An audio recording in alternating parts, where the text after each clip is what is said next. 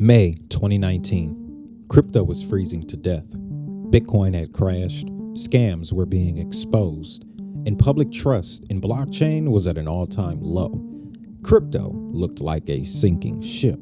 But right at that moment, a high-powered Silicon Valley executive walked away from one of the most respected jobs in tech to jump straight into this chaos.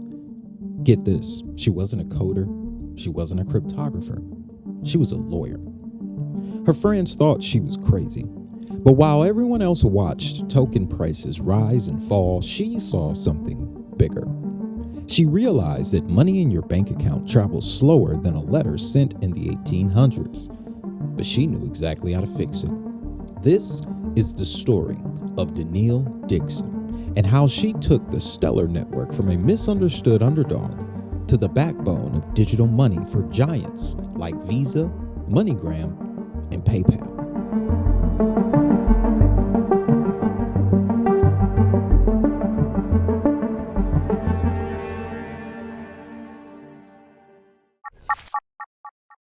Before we begin, I know crypto can be a bit noisy. I created a digital library with 5 actionable guides covering every aspect of blockchain technology. This will help new and experienced investors master crypto. Click the link in the description to learn more.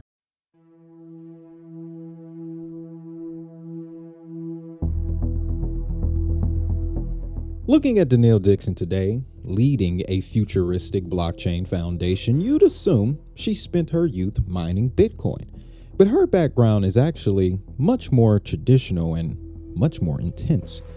Danielle started in high-stakes litigation at a major law firm handling trials for massive clients. This is a world where a single wrong word costs millions. It teaches you how to spot weaknesses in systems and neutralize risk. After the courtroom, she moved to Yahoo as senior legal director. But she wasn't just writing contracts. She was working with product teams to remove roadblocks. While most legal departments are the Department of No, Danielle operated differently. She viewed law as a puzzle. If engineers wanted to build something revolutionary, her job was to clear the minefield so they could run without getting blown up. She learned innovation doesn't happen just because you have good code. It happens because you have a safe environment to deploy that code. This philosophy caught the eye of Mozilla, the organization behind the Firefox browser. And you know what else? It's the best web browser ever. You can have all these different windows and have them all in different tabs for easy access. And it keeps your computer safe from viruses. And it downloads updates in the background so you can install them later, if you want. And I think it made me breakfast this morning. Well, maybe not that last part. So what do you think? What's a browser? She rose to COO, running one of the most successful open source projects in history, fighting for net neutrality, encryption, and user privacy. She made it. She could have coasted there for the rest of her career, but in 2019, she got a call about a different kind of network, one that wasn't trying to move information, but value. And the problem she saw there was too big to ignore.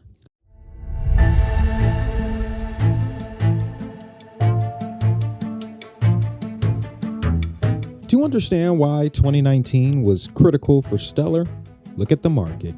The hype was dead. Regulators were sharpening their knives. Stellar had incredible technology, faster and cheaper than almost anything else, but it was struggling with its identity.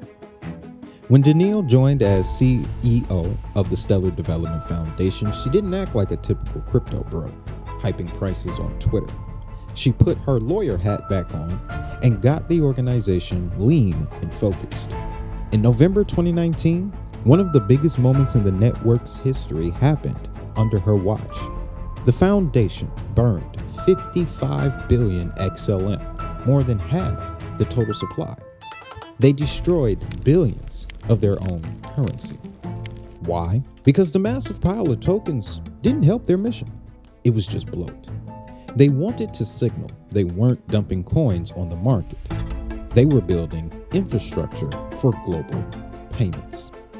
It was ruthless and calculated. Danielle's Mozilla experience taught her that mission-driven organizations must be honest about what they need to survive. She refocused everything on one goal: equitable access to the global financial system. We're not going to the moon here, but connecting the world's banking infrastructure. Stellar shouldn't replace the dollar, it should make it move faster. But having a mission statement wasn't enough. She needed a partner, a big one.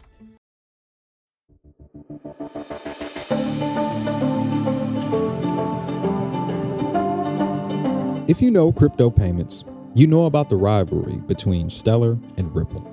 For years, Ripple was the banking world's darling. They had the suits, the partnerships, and the cash. One jewel in the remittance world is MoneyGram.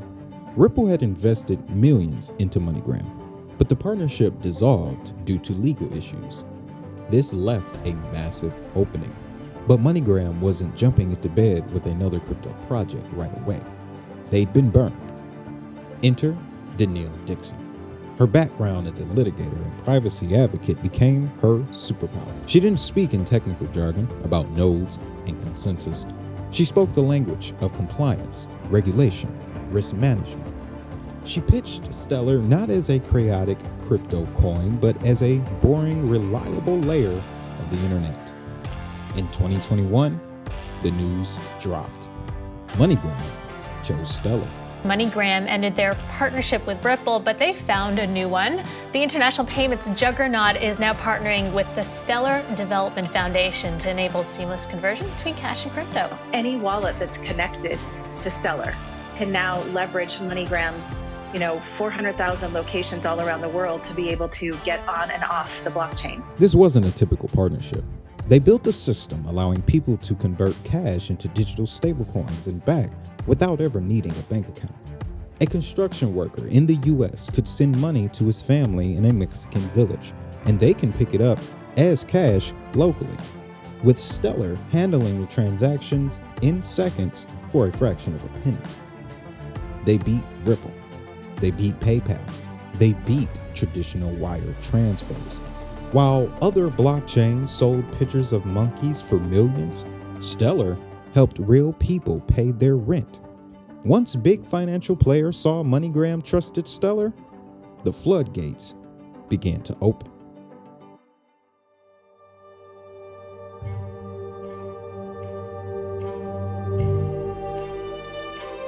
When Visa decided to use stablecoins to settle transactions, they had their pick.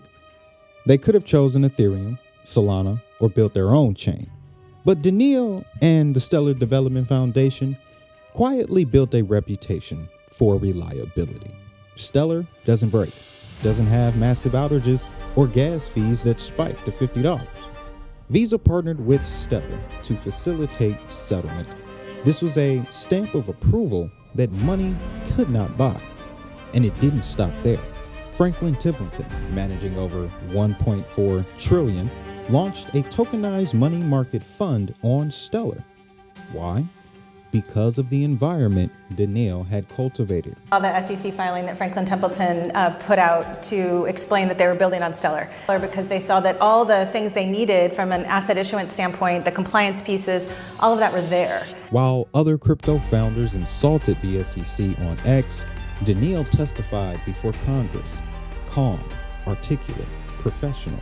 She explained blockchain was a tool for American competitiveness, not criminals. Really what the point of this technology is that you can actually move assets extremely quickly, peer-to-peer, and get them without borders all over the world. This created a safety halo around Stellar. When giant institutions invest billions, they want to know the foundation's CEO won't get arrested in a week. Danielle's boring corporate background was exactly what the Wild West needed to become civilized. In late 2025, PayPal made a massive announcement. Their US dollar stablecoin PYUSD was launching on Stellar. Really excited. Officially announcing PYUSD is live on Stellar. This is monumental. PYUSD is a stablecoin that's built to help revolutionize commerce for payments, etc. Totally in line with what Stellar is looking to do.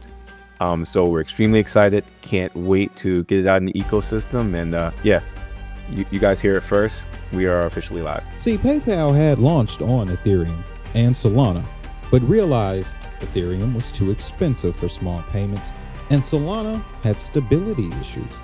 They needed a network built specifically for payments that wouldn't crash or cost $5 to send $10. They needed Stellar. This was the final validation of Daniil's strategy. MoneyGram had chosen Stellar over PayPal years earlier, but Daniil didn't hold grudges. She kept the door open until it became undeniable. Now, PayPal, once competition, a rival, was using Stellar's rails to settle transactions for millions of users. It proved Stellar was becoming the neutral layer all fintech companies could run on.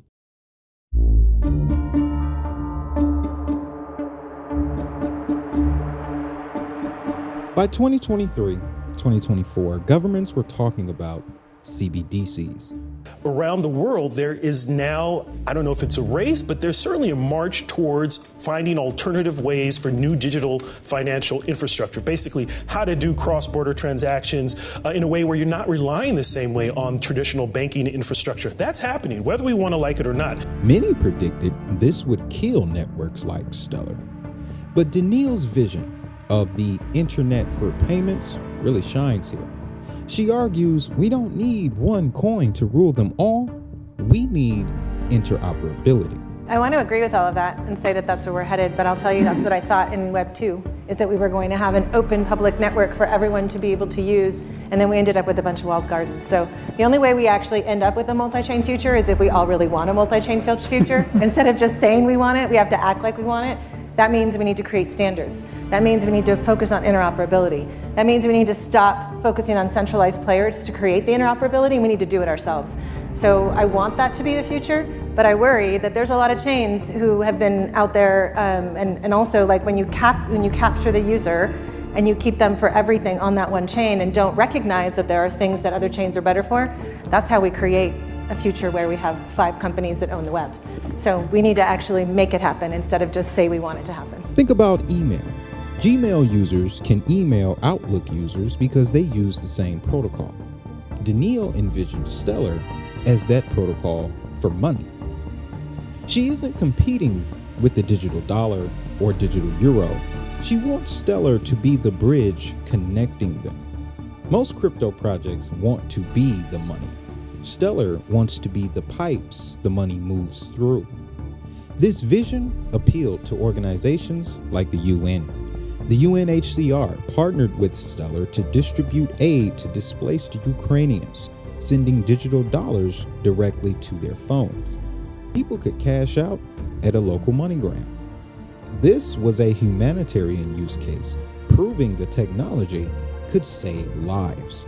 It was the ultimate validation of Daniil's 2019 pivot towards equitable access. When we look at Stellar's trajectory, it's impossible to separate it from Daniil Dixon. She took over a network that was technically sound but strategically lost. She used her trial lawyer experience to navigate regulatory storms. Her Mozilla experience kept the network open source and mission-driven, and her corporate savvy landed partnerships with the biggest financial institutions on the planet. She turned Stellar into the adult in the room of crypto. Today, the network processes billions of operations trusted by governments, banks, fintechs, and humanitarian agencies. While flashy CEOs have crushed companies and ended up in handcuffs, Daniil is still there, steadily building the infrastructure of the future. In a gold rush, the person who makes the most impact isn't always the one digging for gold. Sometimes it's the person who builds the railroads to haul that gold away. Stellar has built the railroad. Now, the rest of the world is finally getting on board.